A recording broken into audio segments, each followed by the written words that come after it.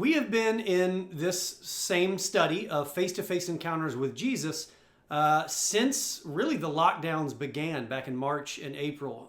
We had the initial stay-at-home orders. These videos were the first thing we put out as a church, in addition to the streaming service. Obviously, that was the first thing. But in terms of classes, this is the first thing we really pushed out. And throughout those 6 months, this has been our focus: face-to-face encounters with Jesus. That was not an accident. Yes, we had planned to do this, but I stuck with it and stayed with that topic because the purpose was to refocus our minds back to Jesus, back to the source, back to the center of our faith in the midst of cultural chaos. My hope is that over the past 6 months that we have accomplished that. I say that because today is the last class in this particular series. As of next week, I'm going to be turning the reins of this class over to Claude Michael, who is going to take a chunk of time here and do a series himself that I have already seen, and I've seen his first video, and I think you are in for an absolute treat. You will be very blessed by Claude's exploration that he's going to take you on. So be very excited about that. But this is the last class of our face-to-face encounters with Jesus. And so I had one last place that I could go. And for this particular class, I wanted to draw your attention to a passage towards the end of the Gospel of John that I think is a great way to close this particular exploration. So today, for the purposes of our conversation, I am going to be in John chapter 20. There is a lot going on in John chapter 20. This chapter begins with the resurrection. It includes Jesus appearing to different people in the living flesh. There is confusion in these verses. Mary Magdalene is the first to encounter Jesus, and in this encounter, she's devastated. She believes that Jesus' body has been stolen or has been moved. She talks to Jesus, but she mistakes him as the gardener. But then there's sheer joy in her realization that it's Jesus, so much so that Jesus has to tell her not to cling to him. She is the first to carry the message that Jesus has been resurrected back to the disciples. Meanwhile, while all of this is taking place, the disciples are locked away in a room. And they're locked away in a room for fear that they will be next. I want you to keep in mind that Jesus has been executed. The lives of the disciples are now in very, very real, concrete danger. They're also, in addition to being fearful, I would imagine they're confused. There's a theme with the disciples of not fully understanding and grasping what Jesus came to do, even in the midst of his crucifixion. We see that with the disciples on the road to Emmaus. My guess is that the disciples in this moment, in John chapter 20, probably weren't waiting for the resurrected Jesus to come back. Instead, they were probably simply trying to figure out what to do next. Then Jesus appears, and the disciples stand face to face with the resurrected Lord. We're told, the ESV tells us that they were glad to see Jesus. They used glad, the ESV. Glad to see Jesus. I struggled when I encountered that word in the ESV because I felt like glad probably doesn't encompass how they felt to see Jesus. The NIV uses the word overjoyed. I think that's probably a better descriptor of the way the disciples felt in this moment. But in the middle of it, someone is missing. Thomas isn't there in this first encounter. So he has to be told what happened, that Jesus came back and that he talked to the disciples. And his response to that begins in verse 24. And that is where I wanted to spend our time this morning in this particular face-to-face encounter with Jesus. So we're going to begin reading in John chapter 20, verse 24. Now Thomas, one of the 12, called the twin, was not with them when Jesus came. So the other disciples told him, "We have seen the Lord." But he said to them, unless I see his hands, unless I see in his hands the mark of the nails, and place my finger into the mark of the nails, and place my hand into his side, I will never believe. I remember being told as a kid not to be a doubting Thomas. That was a phrase that we attached to Thomas. This moment is etched in his legacy in the New Testament. And again, the phrase doubting Thomas comes from this moment, and it's one that you're probably familiar with. I think the problem, though, is we can be a little hard on Thomas and on Thomas's doubt. In Thomas's words and in his expression in this particular moment, I don't hear standard doubt in the way that we generally define it. So I'm gonna try to explain what I mean and see if you agree with me.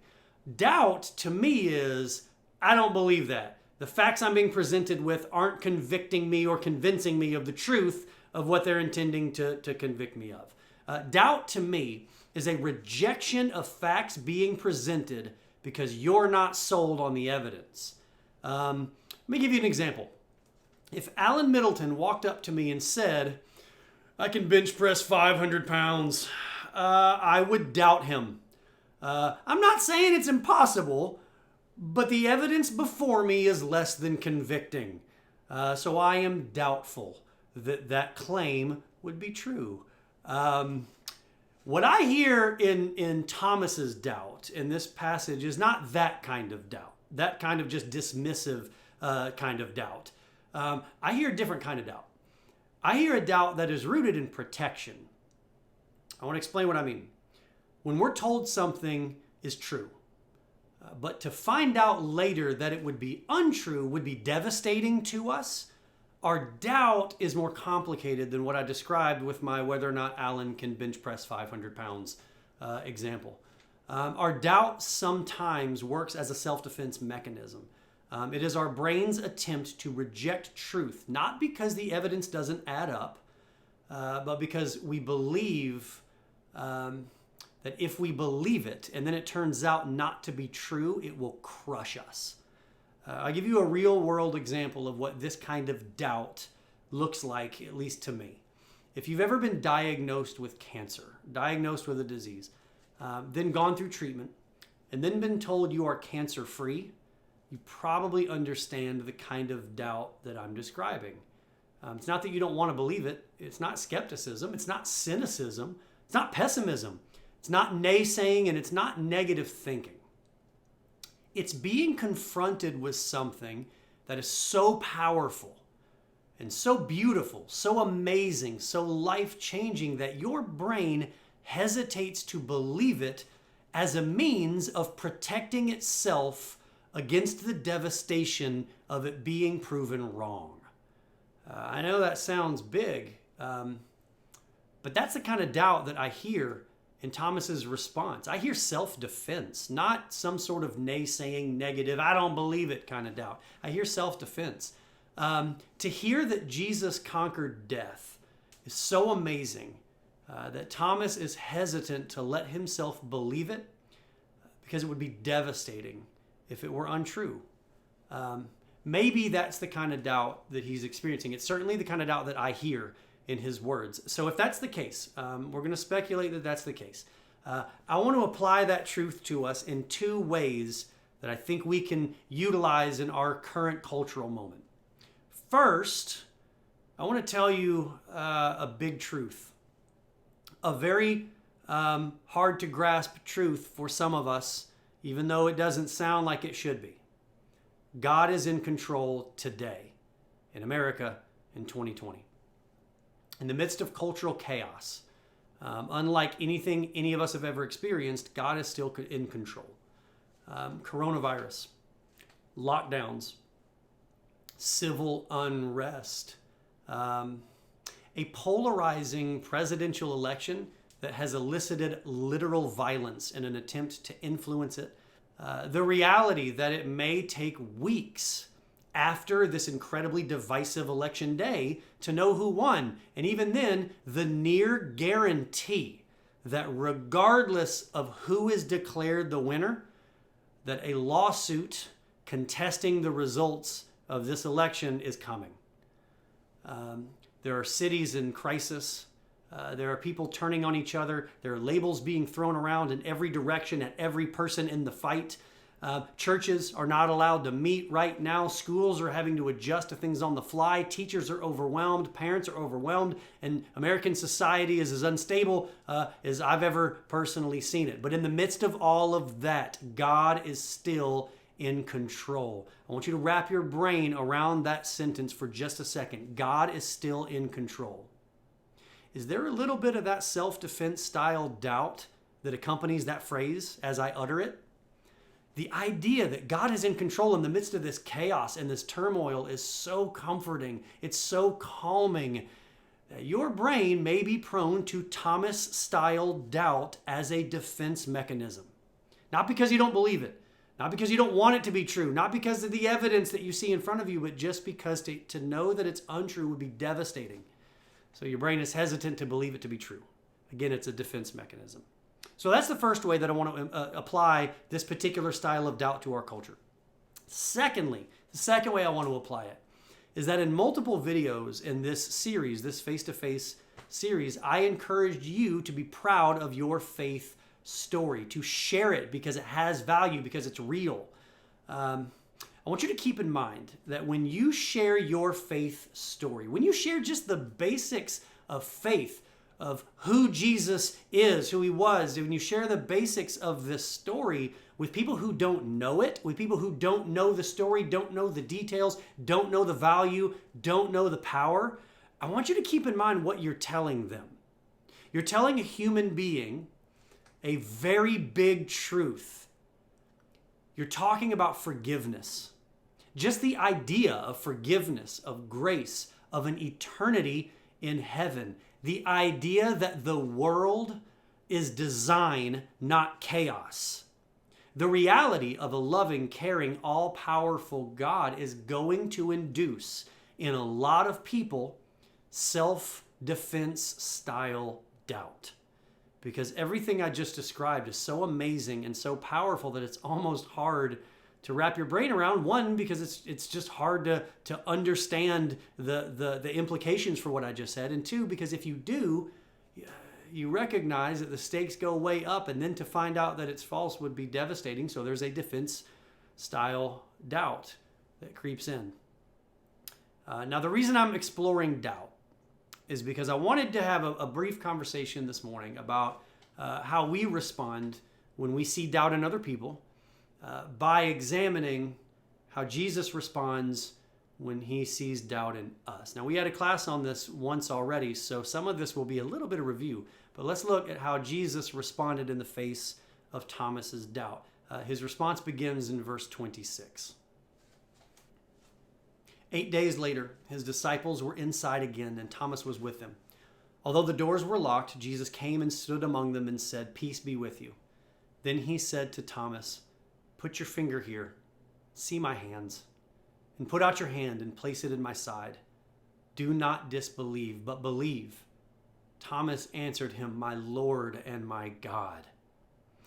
Thomas displayed the kind of doubt that many of us display at various times in our lives. It's not rooted in disbelief. It's rooted in hope and protection against disappointment. Jesus doesn't chastise Thomas. He doesn't attack him for being faithless, which is what I think some of us believe ourselves to be when we deal with doubt.